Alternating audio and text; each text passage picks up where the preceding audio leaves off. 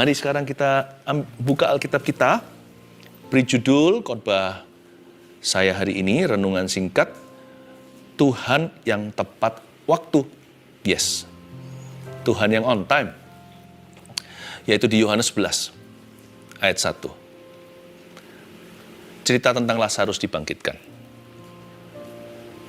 Sekali lagi saya ingatkan, segala sesuatu itu hanya indah pada waktunya ya, bukan waktu kita. Nah, waktu Tuhan itu nggak tentu persis sama dengan waktu kita. Tapi kenapa Tuhan itu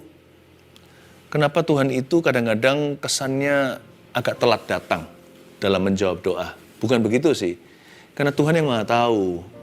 Kita ini nggak tahu segala sesuatu. Tuhan itu melihat ujungnya. Kita itu hanya dipenuhi dengan perasaan kebutuhan kita. Tapi Tuhan itu yang melihat garis besar, Tuhan yang melihat gambar besarnya. Bahkan Tuhan yang melihat kekekalan.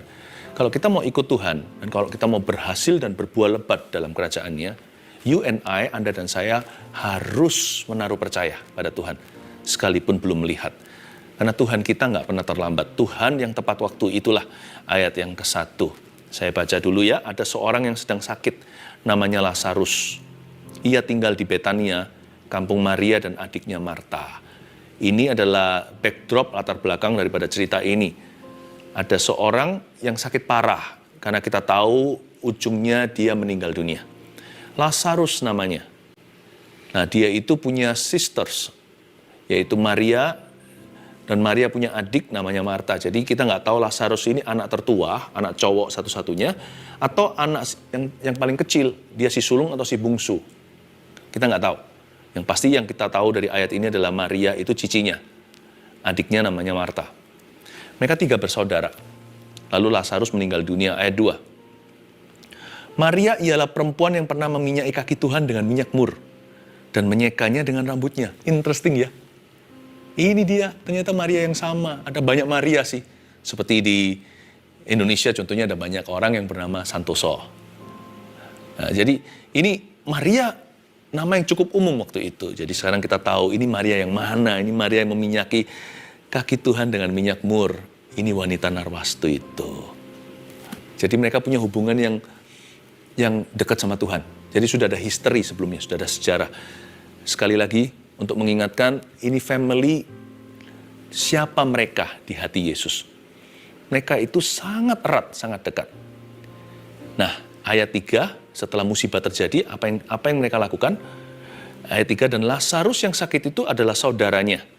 Kedua perempuan itu, Maria dan Marta, mengirim kabar kepada Yesus.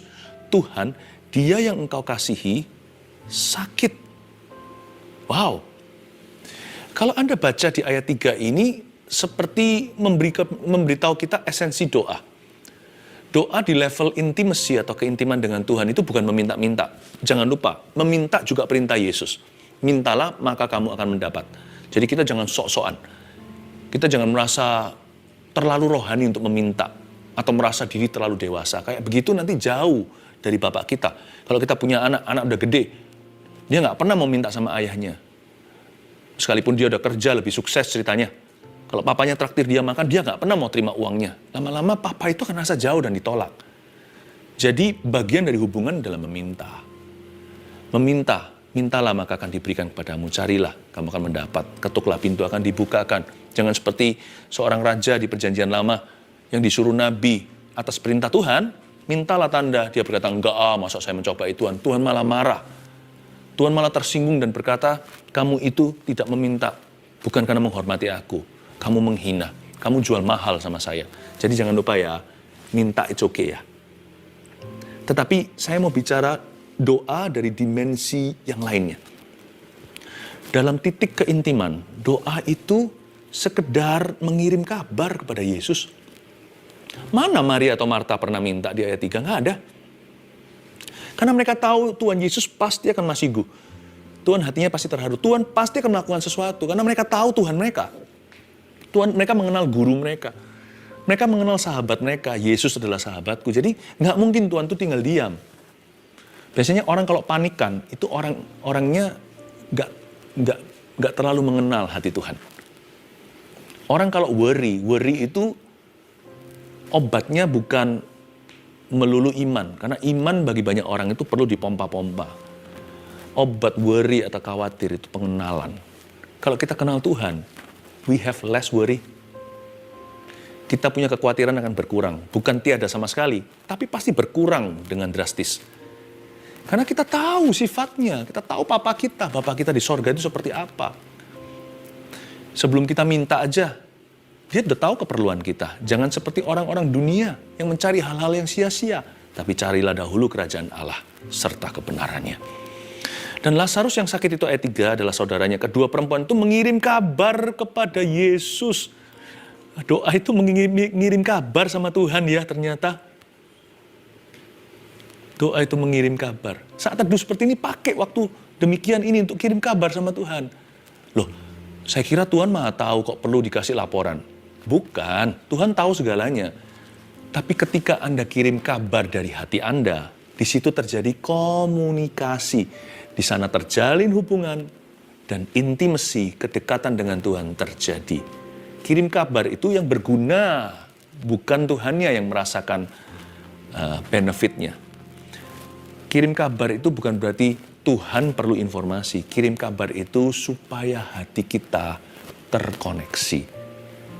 Jadi kalau sama Tuhan Yesus itu, apa adanya aja. Laporkan segalanya baik dan buruknya. Jangan sembunyikan sesuatu. Waktu masuk hadirat Allah itu, buka lebar-lebar hati. Kita telanjang di mata Tuhan kok. Lalu apa kabar yang mereka kirim? Kita lihat ayat 3 kalimat terakhir. Tuhan, dia yang engkau kasih sakit. Nggak ada sama sekali tanda-tanda iri ya. Kalau Anda lihat Tuhan, dia yang engkau kasih sakit. Kan nggak ada tonasi, itu loh. Anak emas papa itu loh, lagi sakit. Itu kan nyindir, itu kan sinis. Terkesan sarkastis. Sebenarnya tidak ada tanda demikian. Kalimat ini tulus sekali. Kedua wanita ini bersih hati. Tuhan dia yang engkau kasihi. Jatuh sakit.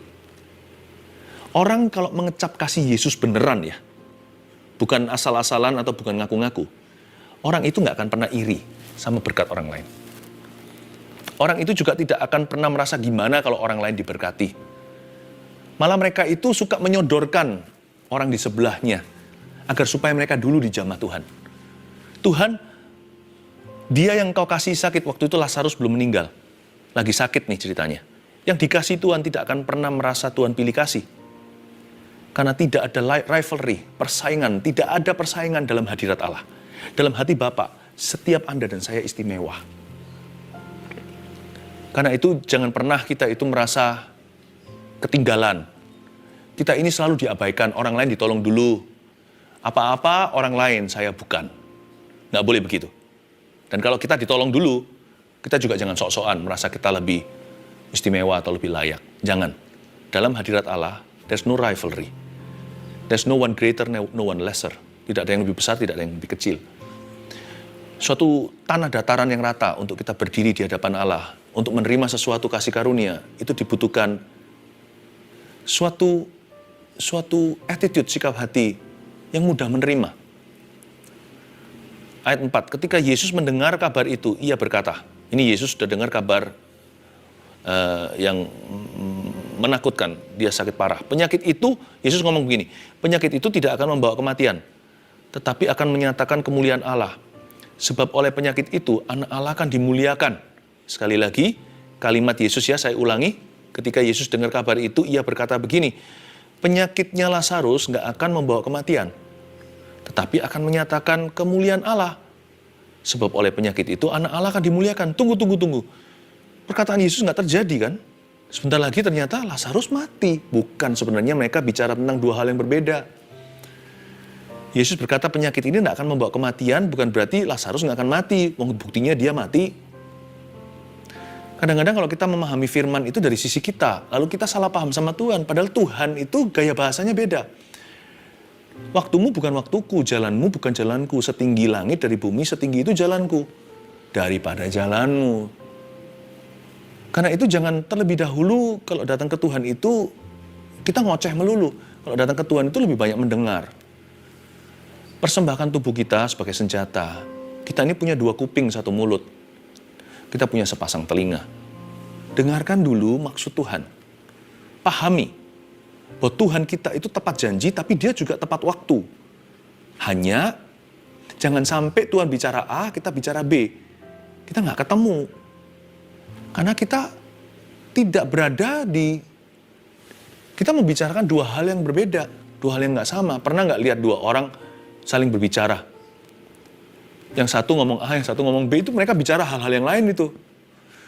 Mungkin waktu itu sedang berada di sebuah pesta lagi bising, jadi mereka nggak bisa mendengarkan dengan baik lawan bicara mereka. Jangan sampai sama Tuhan kita bising hati, sampai-sampai kita luput maksud ilahi. Kita nggak mengerti apa maksudnya. Sebenarnya Tuhan tidak berbohong, penyakit itu tidak akan membawa kematian. Itu sungguhan, Tuhan yang benar, kita yang salah. Udah gitu deh. Pokoknya Tuhan yang benar, kita yang salah. Pokoknya yang baik kayak gitu pasti betul. Penyakit itu nggak akan membawa kematian. Kenapa Tuhan berkata demikian? Karena Tuhan itu 1 level lebih tinggi. Itu sudah sangat rendah hati loh. Kalau kita bilang Tuhan itu 1 level lebih tinggi, Tuhan itu tak terhingga level di atas kita. Maksudnya adalah penyakit itu akan membawa kematian, memang Lazarus mati. Tapi Tuhan sudah lihat episode sampai yang terakhir, Lazarus mati dibangkitkan. Sudah lewat kematian, Tuhan itu di ending story. Kita itu masih di tengah-tengah. Waktu kita baca ayat ini, kalau orang-orang yang sangat-sangat skeptis, dia berkata, wong buktinya mati. Karena kita itu pikirannya satu, orang namanya manusia itu cenderung perhatikan yang negatif. Selalu lihat lubang pada donatnya. Karena itu kita berkata, wong buktinya mati atau meninggal dunia, tapi Tuhan sudah di ending story. Di ujung daripada episode itu, sudah terjadi kebangkitan. Do you know this? Jesus sees the ending of everything. Tuhan kita itu melihat akhir segala sesuatu sebelum segala sesuatu dimulai. Karena itu dia disebut Maha Tahu. Makanya itu kita nggak boleh sok tahu. Jikalau tidak sesuai dengan waktu kita, bukan berarti Tuhan tidak tepat waktu. Buktinya Tuhan telah datang nih, saya kasih bocoran. 4 hari kemudian baru muncul di kuburan. Tapi sekalipun dia 4 day late, dia 4 hari telat, tetapi dalam rancangan Bapaknya, Tuhan justru yang tepat waktu. Murid-murid, Maria Marta dan semua orang Yahudi di sekelilingnya, mereka yang terlalu dini, mereka yang terlalu tergesa-gesa, mereka yang lekas kecewa dan putus asa. Apa yang kita kira waktunya, mungkin kita terburu-buru. Tunggu dulu. Kalau Tuhan belum bekerja, bukan berarti Tuhan mati. Kalau Tuhan tidak menjawab doa, bukan berarti dia tuli. Apa yang Anda katakan on time, mungkin too early. Atau bahkan, yang Anda katakan too late. Tuhan berkata, this is the time, ini justru waktunya. Ketika kau berkata, sudah terlambat. Penyakit itu tidak akan membawa kematian. Tuhan nggak bahas episode sekian. Tuhan langsung ke klimaksnya. Tahu nggak? Murid-muridnya tentunya nggak sadar apa yang Tuhan maksudkan. Mereka punya pengetahuan terbatas. Sebenarnya Tuhan bilang gini loh. Penyakit ini memang dia akan mati. Tapi ujungnya dia bangkit. Jadi nggak membawa kematian. Karena kenapa? Karena kematian hanya dilewati. Tetapi akan kunyatakan kemuliaan Allah oleh penyakit itu, anak Allah akan dimuliakan. Bayangin kalau dalam dunia bisnis ya, kita tahu akhir segala sesuatu, sebelum satu proyek terjadi, sebelum sebuah deal, sebelum jual dan beli, kita tahu nanti harga gimana. Enak ya kalau deket orang gitu, pakar namanya. Tapi orang di dunia pakar sekalipun, hanya bisa kira-kira, mana ada yang berani mengaku pasti.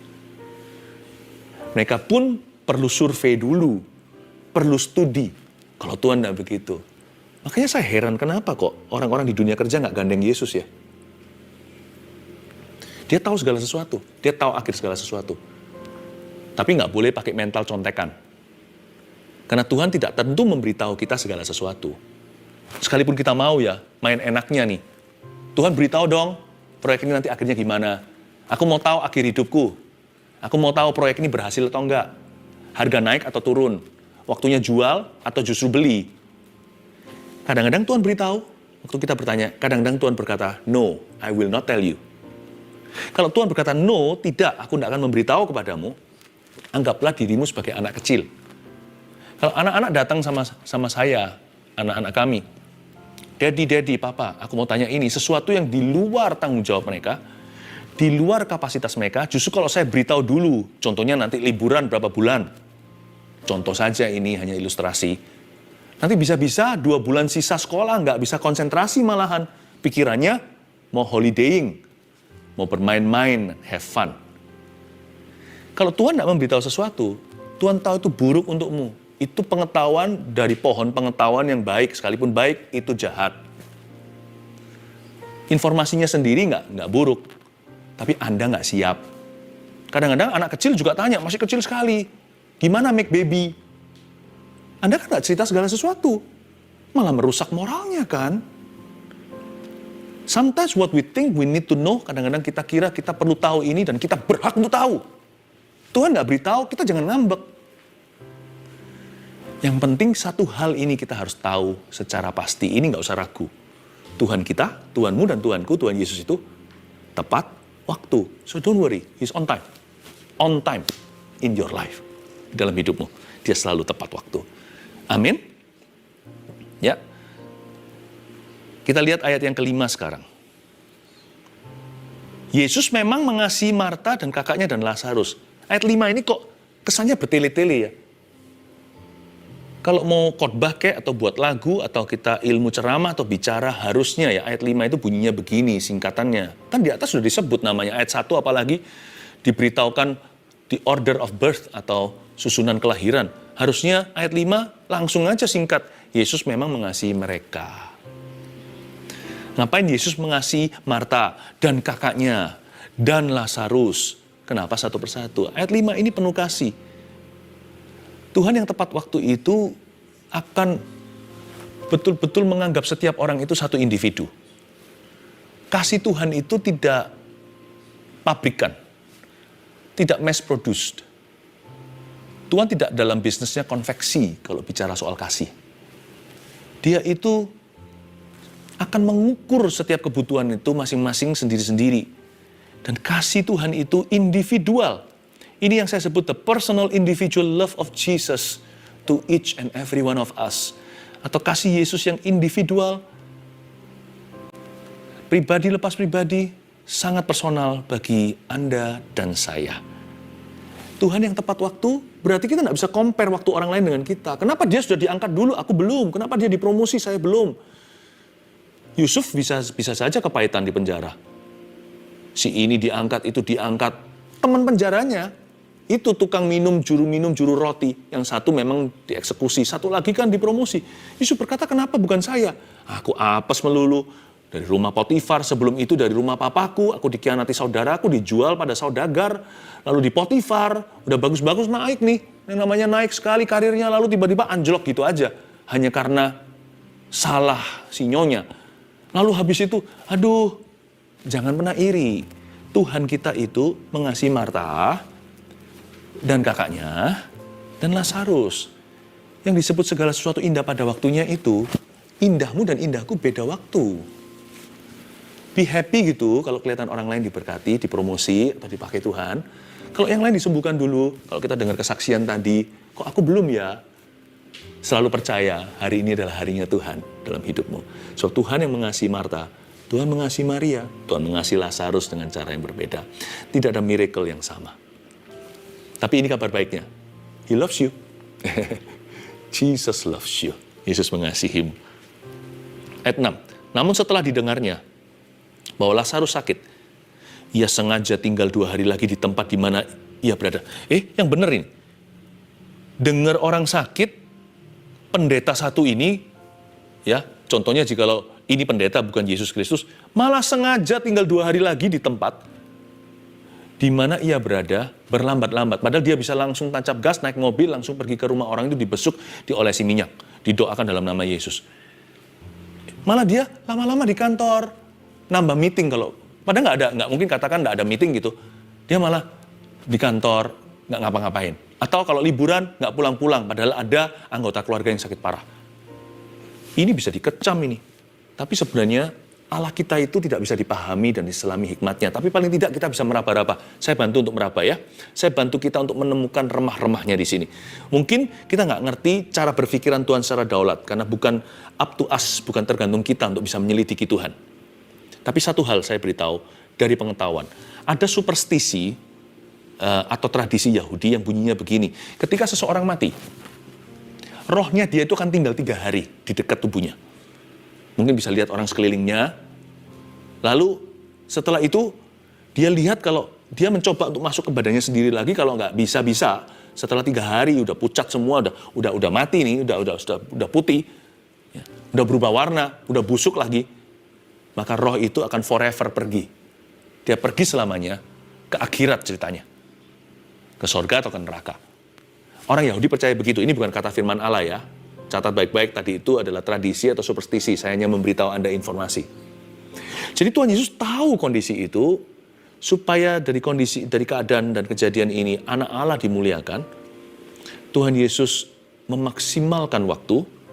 Dia sengaja tinggal 2 hari bukan karena tidak peduli, karena dia tahu ada penyembahan berhala dalam pikiran manusia. Ada perkara-perkara lebih mematikan daripada meninggal dunia. Dan Tuhan mau cabut itu ketika Lazarus bangkit. He knows which miracles you need the most. Dia tahu mujizat yang paling Anda butuhkan itu apa. Kita aja nggak ngerti, karena kita ini kalau sakit ya kita mau bebas dari sakit. Kalau kita sedih, kita mau bebas dari sedih. Tapi Tuhan yang mengerti jangka panjangnya. Because Jesus sees the end of everything, karena Tuhan Yesus melihat akhir daripada segala perkara. Nah, Tuhan yang tepat waktu itu nggak tentu tepat dengan pikiran kita. Tapi orang yang mengenal Tuhan tidak akan kecele akhirnya. Saya ajak Anda untuk mengenal Tuhan lewat firman yang saya bagikan.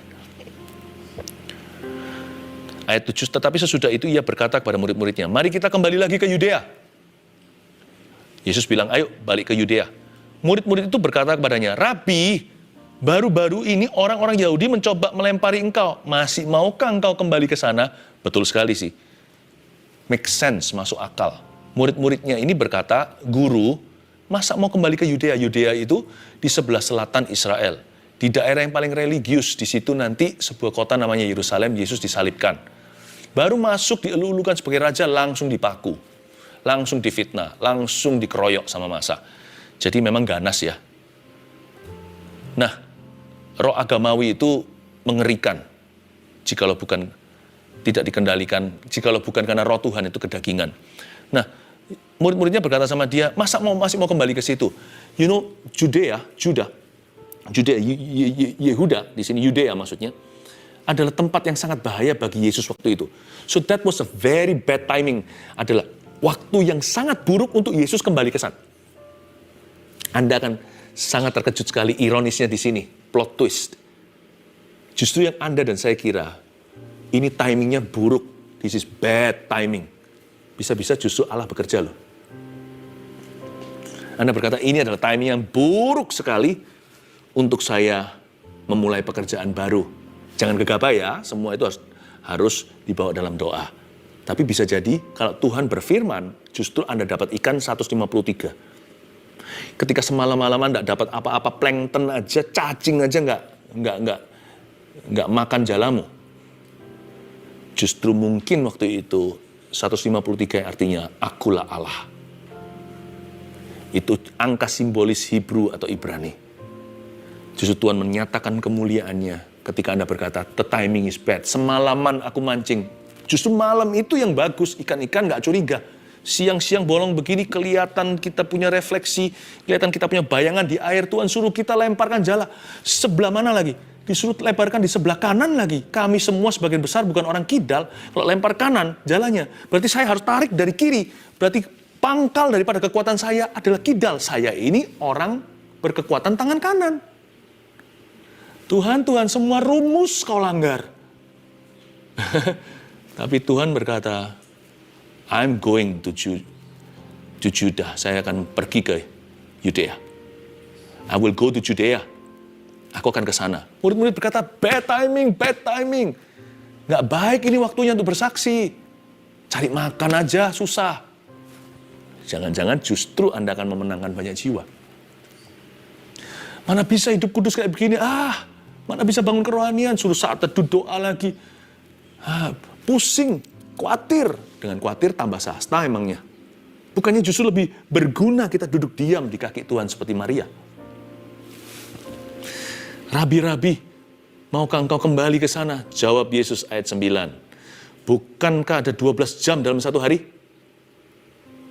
Siapa yang berjalan pada siang hari, kakinya tidak terantuk karena ia melihat terang dunia ini. Tetapi jikalau seorang berjalan pada malam hari, kakinya terantuk karena terang tidak ada di dalam dirinya. Ayat 9 ini nggak salah tulis ya. Bukankah 12 jam dalam satu hari, ini maksudnya daytime, AM. Ini siang, pagi siang. Sampai sore lah. Malam sampai subuh itu 12 jam lagi, jadi 24 jam seharian. Jadi 12 jam waktu siang. Kalau mau kerja itu siang hari, malam sudah remang. Selama diberi kesempatan, bekerjalah, jangan beralasan. Karena Tuhan Yesus berkata, malam akan tiba. Siapa yang berjalan pada siang hari, kakinya nggak akan terantuk karena ia melihat terang dunia ini. Tapi kalau seorang berjalan waktu malam, kakinya terantuk karena terang tidak ada dalam dirinya. 12 hours in the day, ada 12 jam dalam satu hari. Secara profetik, artinya catat 1 dan 2 poin sederhana untuk Anda bawa langsung masuk ke hatimu, jadi prinsip hidupmu. Yang pertama, tidak cukup waktu untuk segala sesuatu. 12 jam doang. Karena itu jangan buang waktu. Catat itu. Jangan buang-buang waktu lagi. You don't have time for everything. For sure you don't have time for whining. Kita ini loh hidup terlalu pendek. Kalau dihitung hari dan bulan ya banyak. Tapi kalau kita hitung dengan rencana Allah, kita compare, bandingkan, hidup kita terlalu singkat loh. Nggak ada waktu untuk segala sesuatu. Aku nggak ada waktu untuk membenci. Aku nggak ada waktu untuk menyesal, kecuali untuk dosaku. Aku nggak punya waktu untuk mengeluh. Nggak ada waktu untuk maju mundur dalam Kristus, jatuh bangun. Nggak ada waktu untuk ragu-ragu, nggak mau lagi trial error, coba-coba, siapa tahu bisa berhasil. Namun ya sudahlah kalau gagal. No. Kalau saya maju dengan iman. Memang ada persiapan dari sisi saya sih, ada homework, ada due diligence. Ada hal-hal yang harus saya persiapkan, survei dulu, harus saya ketahui dan pelajari. Tetapi lebih dari itu kalau saya melangkah dengan pasti. Karena itu saya butuh ketekunan, nggak ada waktu untuk bosanan. Harus tekun, satu hal yang saya mulai saya harus selesaikan. Kenapa? Kalau ditanya, karena hanya 12 jam sehari. Setelah itu Tuhan datang atau saya mati. Tergantung mana dulu yang terjadi. Tidak cukup waktu untuk segala sesuatu, saudaraku. Karena itu jangan buang-buang waktu ya. Jadikan prinsip hidupmu, tahun ini akan berbuah-buah lebat. Yang kedua, 12 jam dalam sehari itu apa aplikasinya? Berarti cukup waktu untuk apa yang Tuhan suruh. Karena itu selesaikan tugasmu. Banyak orang suka beralasan, nggak ada waktu untuk Tuhan, nggak ada waktu untuk baca firman. Loh, kalau itu yang Tuhan suruh, selalu ada waktu. Cukup kok waktunya. Jangan lihat gelas itu setengah hampa. Tolong lihat gelas itu setengah terisi kalau Anda lihat separuh airnya. Bagi hal-hal yang Tuhan tidak suruh, apalagi yang Tuhan perintahkan jangan, lihatlah hampanya. Lihatlah lubang pada donatnya. Saya no time, tidak punya waktu untuk itu. Tapi untuk hal-hal yang Tuhan berkata, that's my will. Itu kehendakku harus terjadi. Itu perintahku apalagi. Saran orang benar. Hal-hal yang mulia, semua yang benar, semua yang mulia, adil, kudus, dan manis. Selalu ada waktu, jangan lihat setengah hampa, lihatlah setengah terisi. Lihatlah bahwa gelasnya separuh air di situ. Berarti cukup waktu, teguklah air segar itu, selesaikan tugas-tugasmu. Segera. Jangan pakai nanti saja. Jangan procrastinate atau jangan berputar-putar di padang gurun sebelum masuk ke Kanaanmu. Just do it, lakukan saja. Cukup waktu kok. Cukup waktu untuk mengasihi, cukup waktu dengan keluarga, cukup waktu untuk bekerja. Cukup waktu untuk hal-hal yang Tuhan suruh. Ayat 10, tetapi jikalau seorang berjalan pada malam hari, kakinya terantuk. Kalau malam nih, kakinya terantuk karena terang nggak ada dalam dirinya. Jangan bertindak seolah-olah Anda adalah anak gelap. Kita nggak tahu segala sesuatu, yang pasti dalam pelajaran hari ini Tuhan tepat waktu, kita tidak harus tahu segala sesuatu. Life remains a mystery, most of it. Sebagian besar dari hidup itu masih misterius. Nggak apa-apa. Enjoy aja. Disitulah dak-dikduk hati kita berdebar-debar namun nikmat. Buat apa iman kalau kita harus tahu segala sesuatu? Iman itu dibutuhkan. Kita semakin butuh karena kita tidak tahu segalanya. Kita tidak mengerti segala perkara. Jadi kalau kita itu berjalan pada malam hari, kaki kita terantuk, terang nggak ada di dalam diri kita. Beginilah simpel aja, asal kita itu hidup dalam kehendak Allah. Jangan takut-takutan untuk ambil keputusan. Asal kita hidup dalam kehendaknya, lakukan saja. Sekalipun Anda tidak mengerti segala perkara dan tahu segala sesuatu, just do it, lakukan saja. Apa yang Anda ketahui sebagai kehendak Allah, berjalanlah dalam framework, yaitu kehendak Tuhan yang Anda kenali, dan berani untuk eksplorasi, berani ambil keputusan, karena Tuhan beserta hidupmu. Karena Tuhan menyertai hidupmu. Tidak tentu Tuhan menyertai keputusanmu, kadang-kadang keputusan kita itu salah. Tapi kalau hidup Anda sudah disertai, keputusan itu akan Tuhan benarkan. Karena tidak mungkin fatal salahnya. Karena kita tahu kehendak Tuhan. Kita sudah berada di dalam frame atau dalam boundary, batasan-batasan kehendak Tuhan yang menjaga kita. Jangan jadi orang yang takut-takutan untuk melangkah. Apalagi kalau Anda tahu, Anda hidup dalam kehendak Allah. Jika Anda tahu hidup Anda dalam poros kehendaknya, maksud saya tidak tahu apakah saya lakukan ini hari ini itu persis seperti yang Tuhan inginkan. Tapi kalau saya tahu itu tidak melanggar firman, dan ini adalah kebijakan yang harus saya buat hari ini, saya mending buat keputusan daripada tidak membuat keputusan sama sekali. Sambil saya serahkan ke Tuhan, manusia memikirkan jalannya, biar Tuhan yang menentukan langkahnya. Saya yakin orang yang berjalan demikian tidak akan terantuk pada batu di tempat yang remang maupun gelap. Kembali lagi kepada prinsip hidup tadi yang saya berikan, kita tidak cukup waktu untuk segala sesuatu. Karena itu jangan buang waktu. Yang kedua, cukup waktu untuk apa yang Tuhan suruh. Karena itu selesaikan tugas kita dengan segera. Jadikan itu prinsip hidupmu. Dan ingat, sambil Anda menantikan janji Tuhan digenapi, our God is never late. Tuhan kita selalu tepat waktu. Saya akan lanjutkan pengajaran ini nanti hari Sabtu depan ini. Jadi Anda yang dengarkan teaching hari ini, jangan tutup Alkitabmu istilahnya. Nanti next ketemu sama saya, langsung saya lanjutkan. Dan kita akan masuk lebih dalam lagi. Dan saya merasakan seperti ada mimpi-mimpi masa lalu yang sudah Anda kuburkan. Nanti hari Sabtu akan Tuhan bangkitkan. Dan Tuhan akan mulai genapi dalam hidupmu. Tuhan masih punya waktu untukmu hari ini. He's not finished with you. It's not over with you. Dia belum selesai dengan Anda. Mari kita hargai